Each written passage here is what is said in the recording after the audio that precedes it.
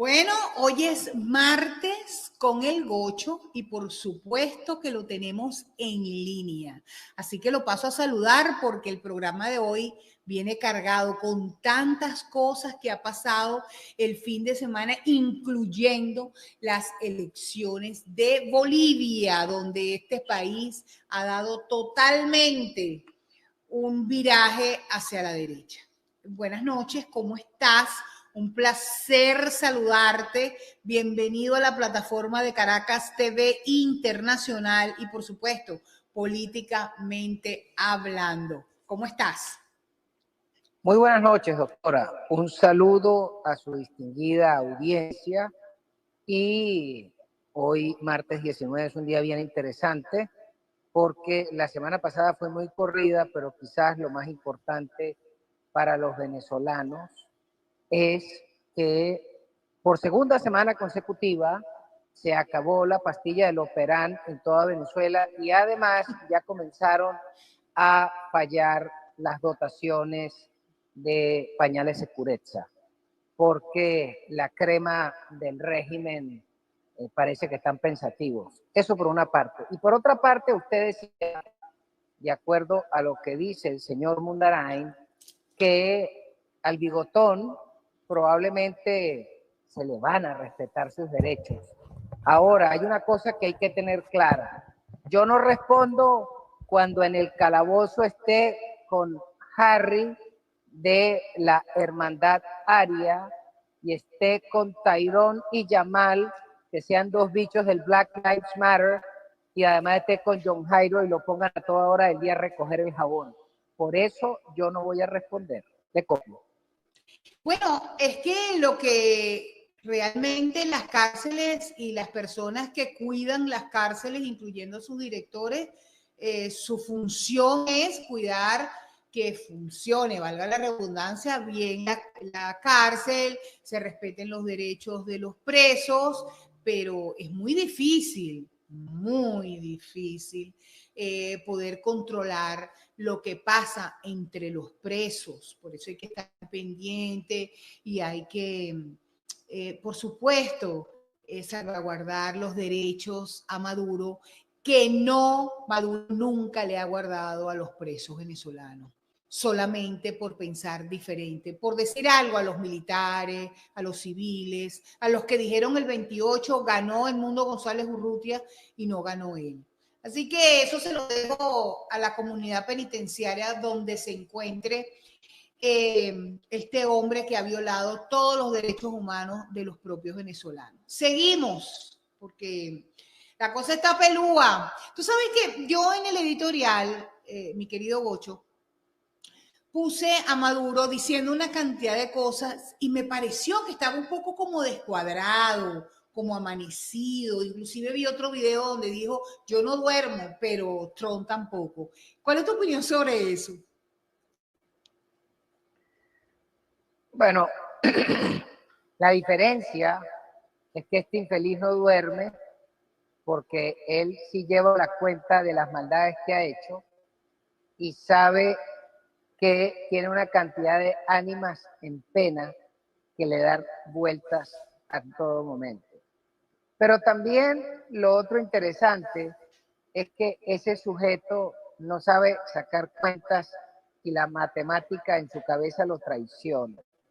Pero además, porque cuando observa que la operación anfibia comienza con 4 naves, un submarino y 2 aviones. Luego, el día de ayer le suman 3 destructores de la clase Early Bird más.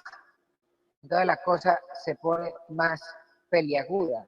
Pero también cuando observamos que el cerco que le hace el Southcom, que se reúne con los argentinos, se reúne con los dominicanos, pero además viaja 2 veces a Panamá, van a restablecer la Escuela de Selva de las Américas que estaba en Panamá, pero además están preparando la operación UNITAS en Jacksonville, donde tienen convocados cerca de 20,000 hombres de las armadas de todo el cono sur. Y entonces, por supuesto que este sujeto se preocupa, pero el tipo, como siempre todos estos canallas huyen hacia adelante, él dice que tiene 4,5 millones de patriotas que se van a inmolar por él. Y mi pregunta es, pero si el año pasado, en el mejor momento histórico, apenas recogió 3.200.000 votos del chavismo, asumiendo que eran válidos, le voy a dar la ventajita, asumiendo que eran válidos 3.200.000, contando los 1.000 ancianos, etcétera. Y después de un año de los siguientes eventos electorales donde no fue nadie, ¿cómo es eso que ahora el tipo tiene a su posición 4,5 millones de mártires que se van a inmolar por él? Yo creo que lo engañó el subconsciente o está sacando la cuenta mal. Y eso sí es peligroso para un sátrapa, porque todo indica que el tipo no sabe sacar cuentas y que el personal que lo rodea él no confía. Porque si tuviera por lo menos la cachaza de decir, es que tengo 200,000 tropas que se van a asegurar que no me lleguen a mí ni a los líderes de este proceso, usted puede decir, bueno, estás metiendo caña, pero es creíble.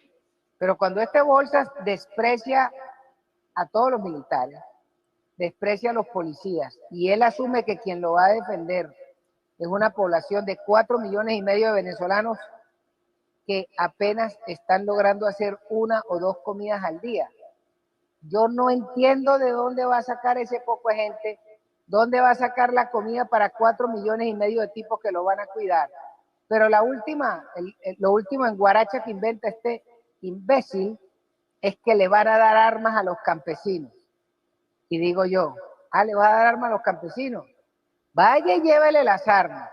Y yo le aseguro que todos los paisanos del Cobre, La Grita, Queniquea, Michelena, Lobatera, Coloncito, a cada paisano que le entreguen un fusil con unos 4 cargadores y unos 200 proyectiles, escríbanlo.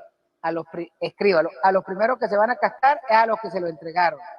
A los segundos, a los guerrilleros que le están haciendo la vida de cuadritos. Y al último que van a salvar es a ese Bolsa del Bigotón. Eso sí lo puede agarrar y labrar en una piedra con un cincel y porra, porque nadie se va a inmolar por ese charlatán, usurpador, narcotraficante, terrorista colombiano. Esa es la verdad. Pero y lo que estás diciendo, quiero resaltar algo. ¿Por qué la gente en Venezuela piensa que los milicianos... Yo vi una foto, discúlpame, yo vi una foto de una señora, esta señora debe tener mínimo, no sé, 70 años, una cosa así. Yo creo que eso era una bazuca, creo, porque ustedes saben que militar no soy. Y la bazuca se la llevaba para atrás, pues. ¿Cómo puedes disparar un arma de ese tamaño, de ese peso, con una señora de esa edad? ¿Por qué tú crees? ¿A dónde ha copiado Maduro, este narcoterrorista? ¿De dónde ha copiado, según tu opinión, estas cosas de los milicianos? Porque me parece que estuviéramos como viendo a la gente en Gaza, que estos desvolados venían a los niños adelante, las mujeres adelante, los viejos adelante, matan a esos locos que nosotros venimos atrás. ¿Será que están usando la misma forma y qué le estarán dando para que la gente decida hacerse una foto? Pero ¿será que la gente creerá que los venezolanos son estúpidos? ¿Cómo le van a entregar la vida a nadie? Porque Maduro es nadie, Maduro es un fantasma político. Bueno, lo que hay que clarificar son 2 cosas. Primero, esas señoras y esos viejitos que uno con cariño los llama los milancianos, esa es una gente que funcionan como rehenes de unos secuestradores. Y esas personas que hoy en día tienen una pensión que no les alcanza para nada, pero resulta que el régimen les convoca para cualquier bolsería, que tienen que ir con el uniforme y allí le entregan un chopo y le entregan probablemente el casquete de un cohete AT-4 vacío, para que echen pinta, pero estos señores dicen, bueno, si vamos a esta práctica de campo y me dan una bolsita de comida, pues me toca ir, porque ese es el problema del rehén. El rehén tiene que hacer una cantidad de cosas que aunque no le gusten las hace, y no porque sufra del síndrome de Estocolmo, sino que la necesidad tiene cara de perro y el hambre no espera por nadie. Y muchas de esas abuelas y muchas de esas madres les toca irse y dejarse humillar por estos sátrapas, porque tienen bocas en la casa que alimentar. Probablemente esas abuelas tienen un nieto que le dejaron sus hijos que se fueron del país a buscar mejor vida, a caminar al sur, todavía no han llegado al sitio a instalarse, todavía no pueden mandar remesas, y esas señoras y esos abuelos tienen que darle de comer a los nietos.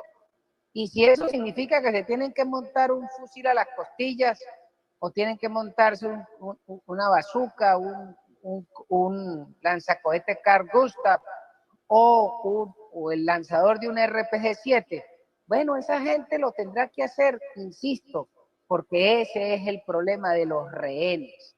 Y a veces en Venezuela hay gente que no entiende que muchos de estos individuos que usted ve que salen en la foto es porque no les queda otra cosa, porque no hay empleo, porque no hay trabajo, porque no hay comida, porque la bolsa que le dieron de CLAP no alcanza y entonces tienen que ir a hacer otra payasada para que le den otra bolsita.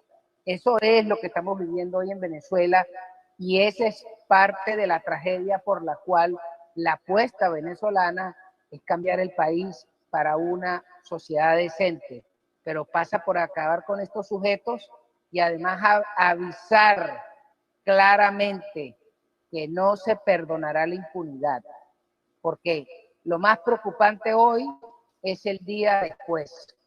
Porque, insisto, los americanos tienen con qué cascarse lo que le dé la gana. Se cascaron a los iraníes, a los iraquíes, a los talibanes, a los nazis, a los fascistas italianos, a lo que fuera se lo cascaron. El gran problema ha sido el día después, que es el que nos toca a nosotros. Y eso sí es preocupante porque esta sociedad de rehenes quieren un cambio y todo el mundo quiere ese cambio en los próximos 15 minutos. Y de eso creo que hay que construir un discurso para hacerle entender a la gente dos cosas. La primera, no hay plata. Y la segunda, paciencia, porque para cambiar este estado de cosas es mucho los trabajos que hay que hacer. Le copio. Voy a tomarme la palabra paciencia, la que acabas de decir, porque a mí me gustaría, debido a todas las preguntas que estoy viendo, ¿verdad? En mis pantallas, yo quiero que hablemos un poco, Gocho, de la paciencia.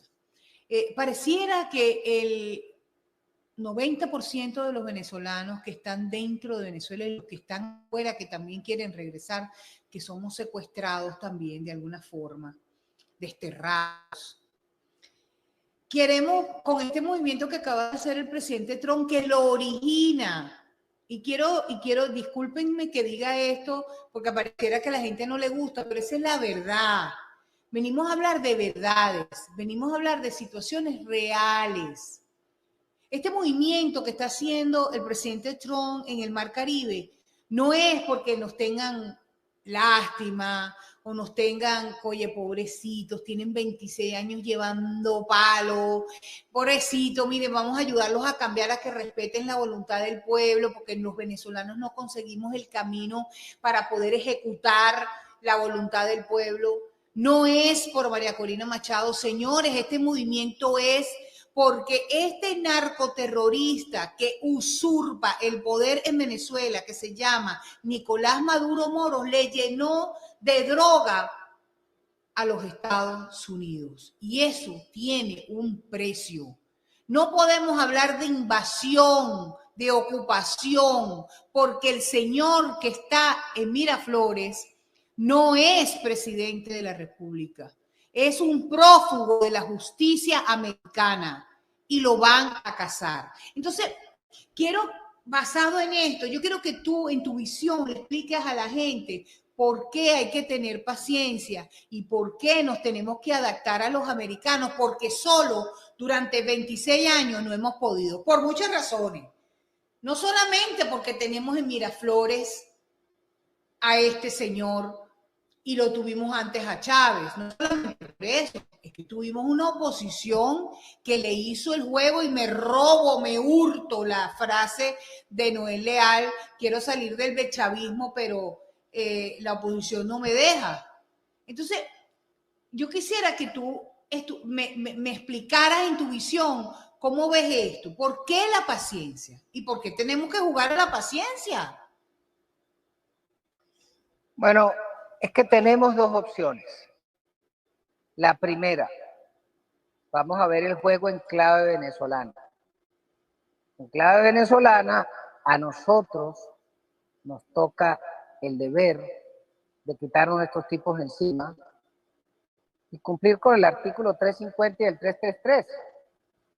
Esa es una obligación de nosotros.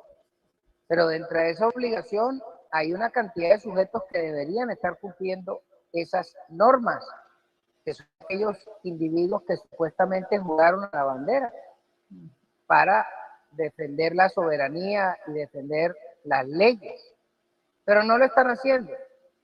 Pero además de eso, entonces tenemos una población de 21 millones de individuos en el país, de los cuales pueden haber 5 millones de personas aptas para actuar de forma resoluta y ofensiva, pero no hay conducción para hacer ese tipo de actividad.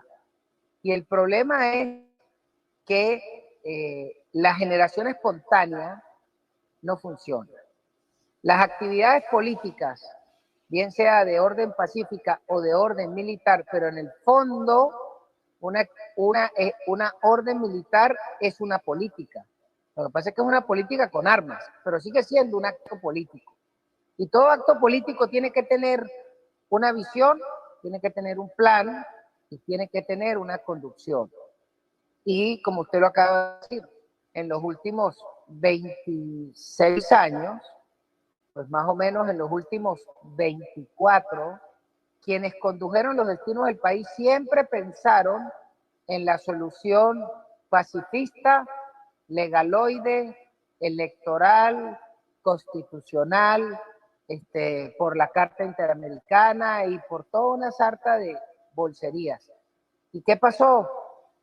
Quiéranlo o no, siendo cómplices o no, pero quien cobró el resultado del éxito de esa maniobra fue el régimen, que no le importó lo que pasara, ellos sí resolvían a tiros. Y además que tenían suficiente plata para comprar suficientes medios, opinadores y además socios políticos en países hermanos o primos o amiguitos que voltearan para otro lado o dijeran, bueno, no, se le medio está pasando la mano un poquito. Y entonces cuando vemos que en 24 años eso fue lo que sucedió, bueno, lamentablemente indica que la conducción no fue la adecuada, la visión que se plantearon fue errada y además, como dijo Albert Einstein, no puedes conseguir resultados distintos cuando sigues haciendo las cosas con el mismo procedimiento. Entonces, en los últimos 2 años aparece la señora Machado y decide plantear un último juego electoral, pero mostrando las uñas. Y lo juega en 2 partes. Primero, juega la primaria manual sin la intervención del CNE, y fíjese la cantidad de gente que intentó sabotear eso, pero se jugó ese juego y la señora no solo ganó, bueno, el problema no es que ganó, el problema es que barrió, pero además que participó mucha gente. Y eso fue una lectura muy importante. Y el segundo evento fue convocar al proceso del 28 de julio pasado, endosando el capital político, y un país entendió la necesidad y le dio los votos al señor González, que no pintaba absolutamente nada. Eso ese acto histórico, eso es impresionante. En ninguna parte del mundo he visto yo que se endosen votos. Tú puedes darle el apoyo a fulano, pero endosar y que se transforme el resultado en más del 73% de los votos, eso es una monstruosidad lo que pasó. ¿Pero qué pasó? Bueno, que en el último ejercicio que se intentó, volvimos a fracasar. ¿Por qué? Porque seguimos creyendo que esta banda de maleantes iba a respetar el proceso electoral porque se habían comprometido con la Casa Blanca del señor José Vidé, que si el que ganara, ganaba, y el que perdía reconocía el resultado. ¿Y qué pasó? Le volvieron a hacer trompetillas y se burlaron. Entonces ya en este momento en Venezuela no hay que seguir esgrimiendo el argumento electoral, lo que hay que esgrimir es el argumento constitucional, pero de la rebelión. Y en eso es que hay que aplicarse. Pero además, por último, luego de todo eso, el régimen seguía ganando el juego, pero resulta que no se comieron la luz del semáforo, sino que se tragaron el cachimbo del semáforo más el poste donde va el semáforo, porque se fueron de glotones. Y se le sumó la tormenta perfecta, porque vimos que el señor Trump recibió el expediente claramente donde estos bichos están demostrados que son unos narcotraficantes que tienen más de 24 años enviando droga a los Estados Unidos. Segundo, que toda la droga que han enviado hacia los Estados Unidos de Venezuela ha ocasionado por lo menos 10.000 muertos por año. Esos son más de 250.000 muertos a lo largo del tiempo. Esa es el equivalente a 5 veces los muertos de la guerra de Vietnam, para que usted tenga idea de la cantidad de gente que se han echado al plato estos bandidos venezolanos de ciudadanos americanos. Entonces ese es el primer punto. El segundo punto es que en conchupancia con los demócratas lo que hicieron fue vaciar las cárceles y enviar a los Estados Unidos por efectos del destierro a que muchos venezolanos se largaran a la calle a buscar una mejor vida, y entre esos estamos 9 millones de venezolanos y me cuento yo en esos 9 millones. Pero en esos 9 millones metieron a una sarta de basura que es lo que se llama la pandilla del Tren de Aragua. Y esos individuos, por supuesto entrenados para hacer maldades, no solo vinieron a malponer el nombre de los venezolanos en Estados Unidos, sino que desvivieron ciudadanos y ciudadanas americanas por el solo placer de hacerlo. Y esos bichos se merecen lo peor que les pueda pasar. Que los agarre Jerome y Tyrone todas las noches a que les recojan el jabón por los próximos 15 años hasta que les llegue la pena de muerte. Pero más allá de ese es el segundo chicharrón. El tercero es que estos tipos montaron Smartmatic, Dominion, Sequoia y le vendieron a la banda del Pintado de Chicago la fórmula de robarse las elecciones. Y junto con los chinos, la corporación de las 3 letras, los rusos, los cubanos, se robaron las elecciones en 72 países, pero no se bastaron con eso, sino que le robaron al Catire la elección del 2020. Y se aprovecharon del cuento de la pandemia y del voto de correo y el doctor Fucci y toda la trampa que se plantearon, pero robaron al Catire. ¿Cómo es eso que este viejito sinvergüenza que no hizo campaña sacó 81 millones de votos? Sacó 16 millones de votos más que Obama, que era el Superman con los calzoncillos por fuera de los demócratas. Explíqueme, ¿en dónde parte del planeta este viejo que no hizo campaña saca 16 millones de votos más que Obama, sin contar lo que le robaron al Catire? Entonces ese es el tercer chicharrón, y además intentaron aplicar la misma fórmula para robarlo el año pasado. Y la última es que estos sujetos están en conchupancia con los persas, que todo pinta, de acuerdo a lo que dice el general Flynn, están comprometidos en el atentado de Butler junto con estos ángeles venezolanos. Entonces, cuando usted suma las 4 causas, usted tiene la tormenta perfecta, y es por eso que el Catire les mandó a meter una flota anfibia con los destructores, con aviones, más básicos, más IVA. Y los venezolanos lo que tenemos que es prepararnos para el día después. ¿Cuándo va a llegar? No sé, pero va a llegar. Pero lo que no podemos darnos el lujo es que nos pase el día después de Carmona, o el día después de Violeta Chamorro, o el día después de Yanina Áñez, porque eso sí sería un fracaso como sociedad. Le copio. Voy a dar un momentico stand-by a Venezuela porque quiero cerrar con ella y quiero ir contigo un ratico aquí a Estados Unidos, donde ambos vivimos, tú en la Florida y yo aquí arriba. ¿Cuál es tu conclusión?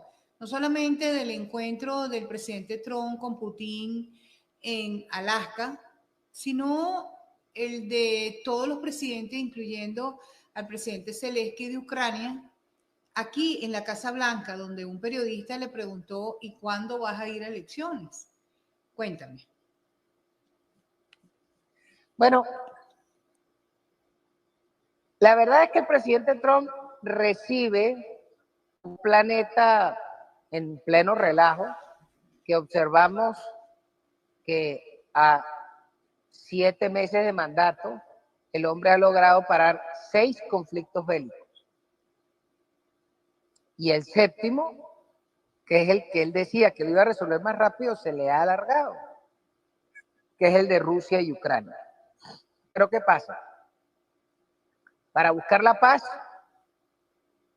o tienes la Pax Romana, es que le metes las legiones romanas, lo matas a todos y les impones la paz, de acuerdo a lo que yo digo, o te busca la Pax Americana, que fue más o menos como se logró en el Japón, o se busca un acuerdo, porque los rusos no son muchos. Pero para hacer eso había que empezar a establecer un canal de conversación, porque en el gobierno pasado nadie quiso hablar con los rusos, empezando que el viejito, en vez de tratar de buscar cómo hacer la paz, puso para tratarlo de malandro.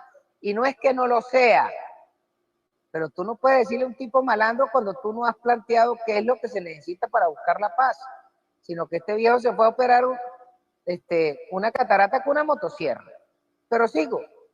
Entonces había que reunirse con el tipo, y por eso Trump agarra y le dice, mira, Vlad, nos vamos a ver en territorio americano, y lo cita a Anchorage en Alaska, donde le quedaba cerca al tipo, pero además controlaban todas las variables, fue una base aérea, nadie le iba a ir de sobresaltos, pero sobre todo que el hombre lo espera, y quizás la precisión de la sinfonía que se tocó allí, ¿ok? Lo hace pasar por un pasillo de F-22 Raptors, que es el avión más fumado del planeta. No hay nada que se le acerque.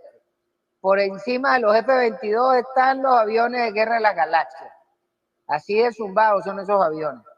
Entonces pasa por un pasillo de F-22 para que salive, y después cuando se está montando en la tarima le pasa con un B-2 y una escuadrilla F-35, que fue lo que utilizaron para bombardear en Irán, que fueron los aviones que pasaron por los radares rusos y los radares chinos y nadie se enteró.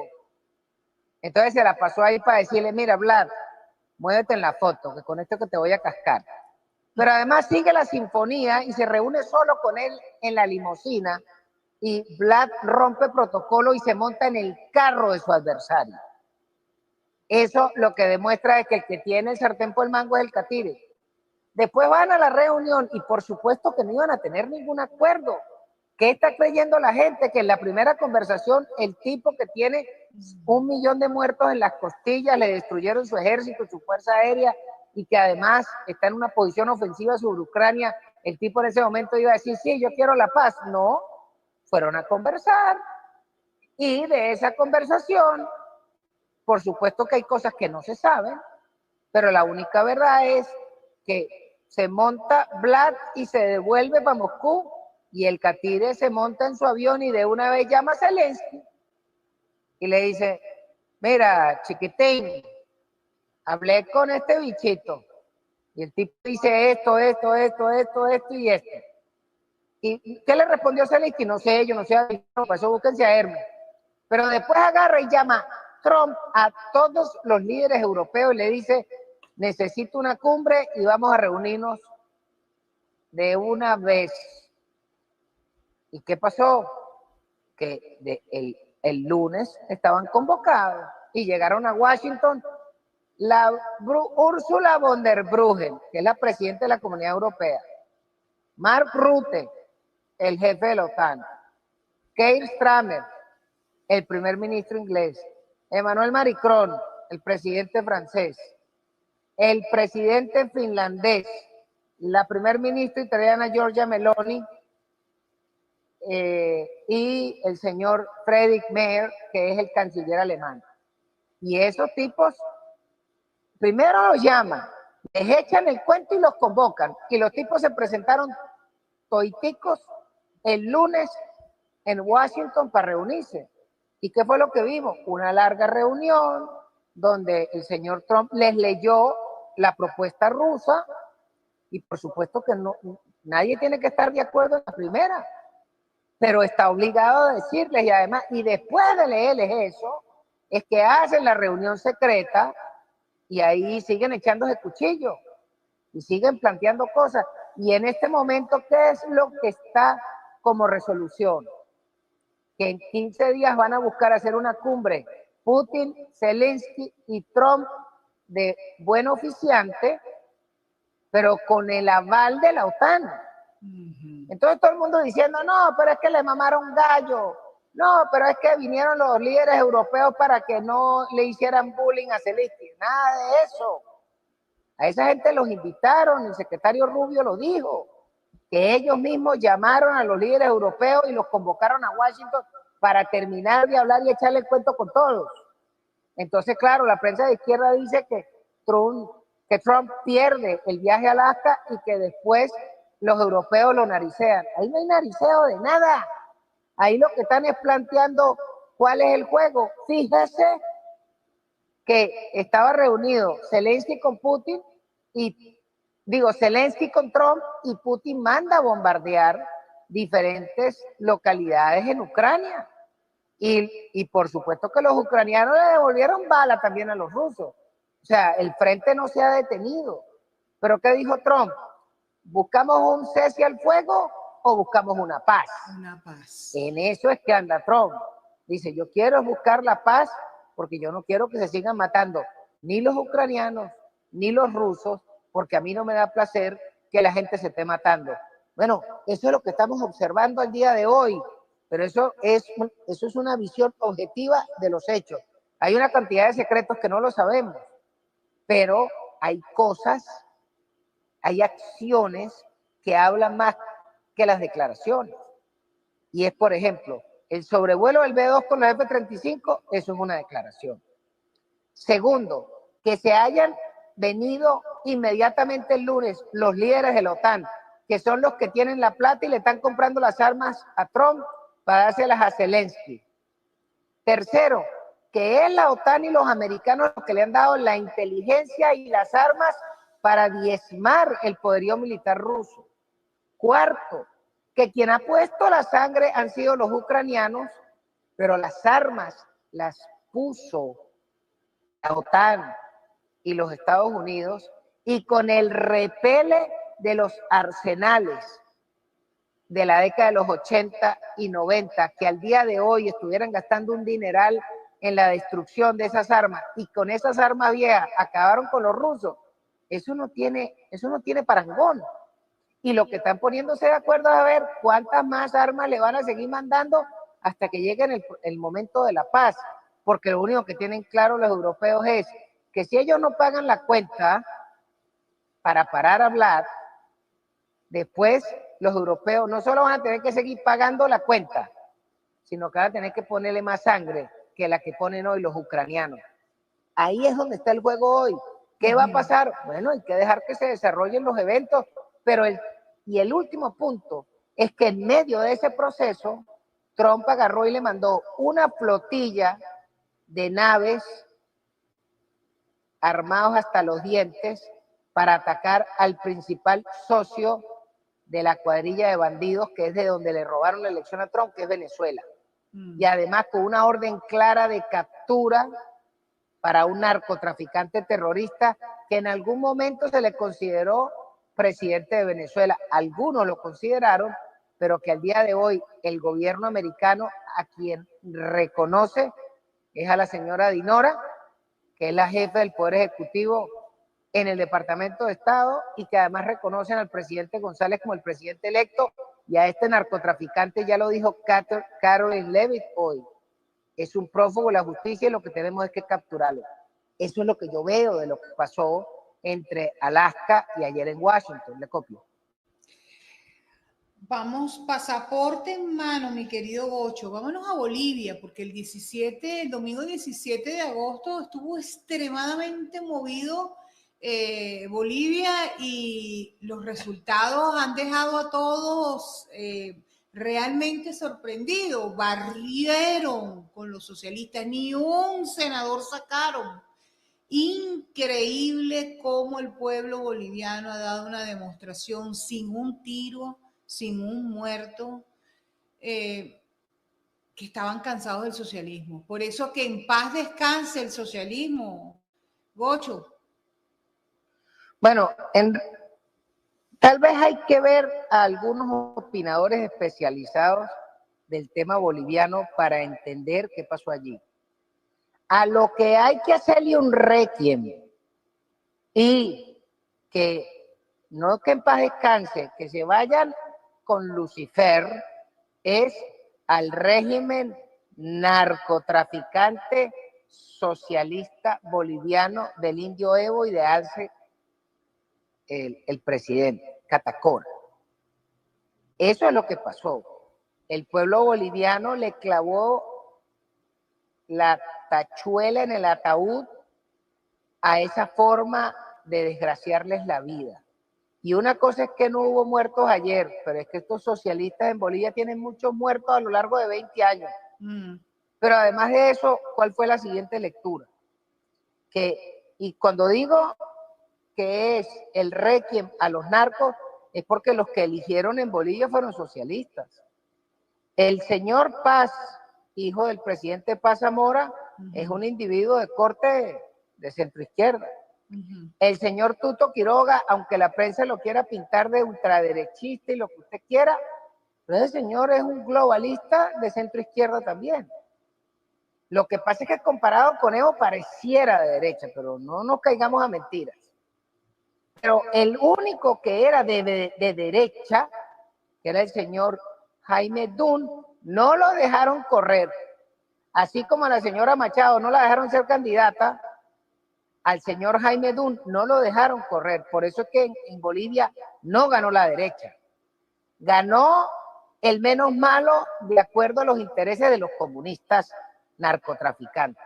Eso hay que decirlo claramente, porque lo que va a pasar en la segunda vuelta, no sé qué va a pasar, pero evidentemente que no va a ser necesariamente el cambio a la derecha.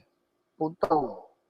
Punto dos, el que llegó de tercero era un empresario muy aventajado que pagó todo tipo de encuestas diciendo que el tipo iba barriendo como cañonero y llegó de tercero. Ahora, ¿qué es lo interesante? Que el primer candidato del gobierno, porque el régimen tenía dos bichos, tenía uno del presidente Arce, que llega de quinto, y el partido de estos sarnosos apenas logra sacar un diputado después de tener 75, y el siguiente bicho, que era un indígena que representaba al indio Evo, creo que llegó como de octavo. Pero, ¿qué fue lo interesante? Que era tan avasallante la movida de los bolivianos, era tal el desprecio de la gente por estos sujetos, que inclusive cuando fueron a votar, la gente fue a hacerle nombramientos de madre a estos sujetos, que les quedaba cuesta arriba robarse el resultado. Pero lo que queda a ver es cuál va a ser la visión del señor Paz, que fue el que llegó con el mayor porcentaje, porque el señor Quiroga pues tiene muchísimo tiempo en la palestra y todo el mundo sabe lo que él ofrece, y él a ratos ofrece una postura capitalista clásica, a veces ofrece una postura liberal, otras veces una socialdemócrata, otras veces plantea la Agenda 2030, uno no sabe qué plantea. Pero el señor Paz, que fue el que compraron ese mayor percentil de bolivianos, acaba de recibir el apoyo del que llegó de tercero, que era el empresario. Entonces vamos a ver qué pasa. El señor Pero Doria. insisto, el señor Doria. Pero lo interesante es ver cuál va a ser la visión del día después, porque en Bolivia se bailaron la Constitución y la ley como le dio la gana, y si verdaderamente quiere un cambio, se la tienen que plantear desde el minuto 1, porque Yanine Áñez logró dirigir el país cuando los bolivianos se soplaron a Evo, pero la señora actuó de una forma torpe, y en vez de hacer política, lo que hizo fue hacer plata, y ahora está presa y botaron la llave. Entonces, insisto, no fue una derrota del socialismo, fue una derrota del pueblo boliviano a los narcos. ¿Qué va a pasar? Habrá que esperar para ver. De copia. Es interesante la manera como tú expresas. Y fíjate que yo vi a varias personas bolivianas en Bolivia el domingo, y estaban tan alegres porque no llegó la izquierda nuevamente, y resulta ser que son de izquierdosos igual, empezando por Paz y terminando por Quiroga. Entonces, ¿aprendieron o no aprendieron la lección los bolivianos? Lo que pasa es que en Bolivia esos fueron los candidatos que permitieron inscribir. Entonces la gente jugó con lo que le dejaron inscribir. Pero insisto, el problema no es que los bolivianos se quitaron la izquierda de encima. Los bolivianos se quitaron a los narcos, que son los que manejan la siembra de coca en el Chapare y que son los socios del malandro Evo. Eso fue lo que la gente detuvo. Y eso es lo que es interesante. ¿Que van a seguir siendo de izquierda? Bueno, todavía le falta mucha tela por cortar en el problema boliviano, porque en términos políticos han metido el cuento de la plurinacionalidad y una cantidad de complejos y cuentos de castas y cuentos de color de piel, una sarta pendejada, que todavía ese es un problema que le falta. Pero el solo hecho que los bolivianos hayan despreciado a los narcos, eso lo que muestra es una sociedad que quiere ser decente y que entiende que una cosa es el cultivo ancestral de la coca para masticarlo y otra cosa es el negocio billonario donde desde Bolivia sale el 20% de la cocaína mundial. Eso no es cualquier oreja cochino. Es verdad. Se nos ha acabado el tiempo, pero voy a cerrar y te voy a traer otra vez para Venezuela un ratito. Y vamos a cerrar con nuestro país, con todo el movimiento que hay en el Mar Caribe. Cómo hemos visto la reacción de la tiranía y de los narcoterroristas que la componen, empezando por Nicolás Maduro, cuya cabeza vale 50 millones de dólares. Con este nuevo movimiento y estas nuevas declaraciones de la Casa Blanca en su directora de prensa, que también pusimos en el programa al principio, con esa petitoria de María Corina Machado diciéndole a los militares actúen, ¿cuál es, según tu opinión, no sé, la previa del final? Porque el final no lo sabemos, pero podemos tener una previa. ¿Cuál es la tuya? Mi apreciación es que la jugada legal de los americanos, mi apreciación es que al ver que los venezolanos están comprometidos con lo peor del Partido Demócrata para el robo de las elecciones y otras diabluras, pero que además están comprometidos con lo que llaman los rinos, que son esos Republican in name only, que son los republicanos que le jugaron para atrás al catire y lo traicionaron, como por ejemplo el gobernador de Georgia, además, cuando usted ve la información que ha ido divulgando la señora Tulsi Gabbard en los últimos días, cuando usted ve que la noticia con la que arranca la semana el presidente Trump es que hay que eliminar el voto de correo y que no se puede volver a votar con maquinitas trampeadas. ¿Para quién va ese dardo? Ese dardo va para Venezuela. O sea que es un chulito más en el expediente, no solo de narcos, sino de la estafa del robo de la elección en los Estados Unidos. Cuando vemos que la semana pasada le metieron cargos a Piñate por comprarle una casita a la Tibi, pero además que hace un año Biden le metió cargos a Piñate por el soborno de las autoridades electorales en Filipinas. Cuando vemos la sumatoria de todo eso y además vemos cómo está actuando el FBI, cómo se trajeron al fiscal de Missouri para que colabore como número 2 adjunto del FBI para la cantidad de gente que tienen que presentarle cargos. Cuando vemos toda esa jugada, yo lo único que me imagino es que el presidente Trump está preparándose, así como hizo Vito Corleone con Michael en la escena final del Padrino, en el momento en que están haciéndole el bautizo a Anthony Corleone, y en el momento en que está el cura en latín, Anthony Corleone, yo te bautizo y no sé qué, y empezaron a liquidar a Barcini y a todas las pandillas que le habían hecho daño a los Corleones.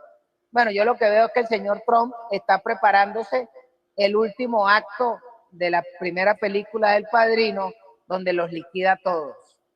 ¿Cuánto falta para eso? No sé, porque eso tiene que ser como un reloj suizo. Así como se echaron 36 horas ida y vuelta para ir a lanzar las bombas en Irán, pues acuérdese que la jugada de Trump es matar a los demócratas, matar a los bandidos republicanos, matar a los narcos mexicanos, liquidar a los bandidos narcos venezolanos, a los bandidos de la FARC, del ELN y la Marquetalia. Además, soplarse a los bandidos iraníes que están por ahí pululando, los bichos que quedan de Hezbollah, los de Hamas, y parar a los rusos y parar a los chinos.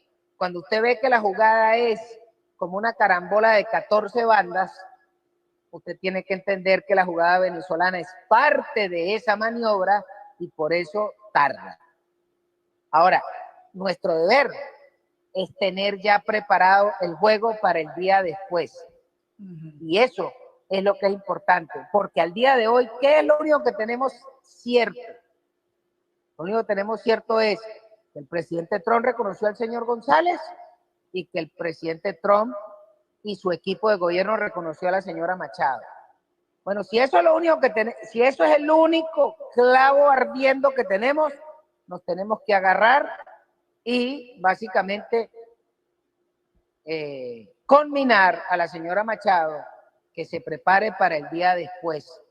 No como la declaración que dio una de las guacamayas en Fox en español hace un día, donde Garry dice, bueno, y le agradeceremos al señor Trump. Mire, señora Meda, usted está libre en la calle porque Trump la mandó a salvar. ¿Entiende? ¿Cómo es eso de que también le vamos a agradecer? No joda. Agradecer.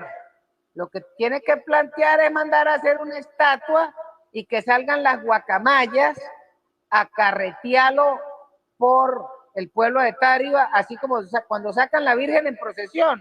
Bueno, sacar la estatua de Trump en procesión. Porque gracias a eso es que las guacamayas no están bebiendo agua de la piscina. Para que salga con esa declaración tan insípida. Y cuando dijo no que le agradeceríamos al gobierno de los Estados Unidos que se apuren, pues tienen que hacerlo apurado, o sea, tienen que hacerlo para ayer. Sinceramente, es que es error tras error, es como que nosotros somos el centro del mundo y señora Meda no lo somos.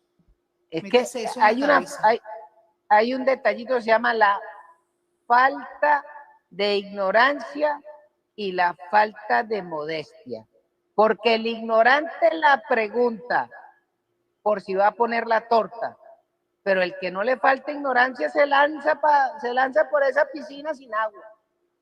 pero también la falta de modestia, creyendo que nosotros somos el centro del universo, y no lo somos, no lo somos. Y eso es lo que tenemos que entender los venezolanos. No somos más que un cero a la izquierda que corrimos con la suerte que los tipos que le robaron la elección y le metieron el tiro al catire y le desgraciaron su vida son estos bandidos, y por eso los van a recoger. Porque si no, nosotros siguiéramos como está Nigeria, como está Níger, como está Mali, como están en Yemen con los hutis pisándolos a los yemeníes, estuviéramos igual. Pero entonces, es que yo lo dije el otro día, Gocho, yo lo dije el otro día, tenemos que aprovechar y agarrarnos de la capa de Superman para poder aprovechar esta coyuntura, y los venezolanos también tienen que hacer su parte. No echarse a rascarse la barriga, hay que hacer. Bueno, por eso hay que prepararse para el día después. Y por último, y cierro, Carmona se coronó el día 12 de abril y el día 13 de abril teníamos otra vez al Zamba, porque no nos preparamos para el día después. Y esa es mi mayor preocupación. Eso es y todo. La mía también, la verdad. De todas maneras, abriendo los ojos, enunciando lo que está pasando, la visión de ambos sobre las cosas, tengamos la misma visión o diferentes, pero con argumentos, y ustedes toman su propia decisión. De eso no me va a caber ninguna duda. Gocho, una vez más, como los martes, muchísimas gracias, ha sido un placer, tengo las pantallas todas llenas, la gente te manda saludos, besos, abrazos y también te critica, pero ¿sabes qué? Qué bueno que te critiquen, qué bueno que critiquen a la plataforma, porque todos no somos buenos, también hay algunos malos. No, y además yo no soy dueño de la verdad, yo soy dueño de mi opinión. Así pero es. Yo no soy dueño de la verdad. Finalmente, los hechos son tercos y suceden cosas que uno ni se entera, pero eso no significa que uno no va a opinar con lo que ve. Pero porque es un deber de patria. Esto es un deber de patria, Gocho. No solo eso, es que a mí me desterraron, pero no me cortaron la lengua. Y mientras pueda hablar, hablaré. Al que le guste, bueno, y al que no le guste, también. Buenas noches, muchas gracias. Hasta luego, doctora. Hasta luego. Muchísimas gracias por la oportunidad. No, a usted por venir a mi plataforma. Y este programa llega a nombre de nuestros distinguidos anunciantes.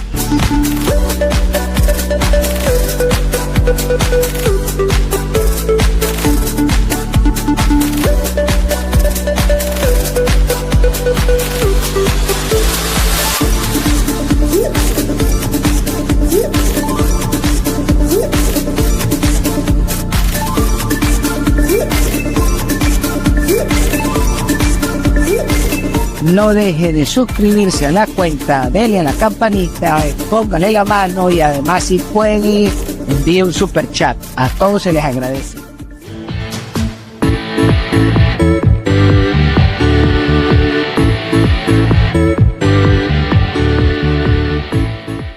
Trompa al que quiera, trompa a todo el mundo, trompa a todo el mundo, trompa al que quiera.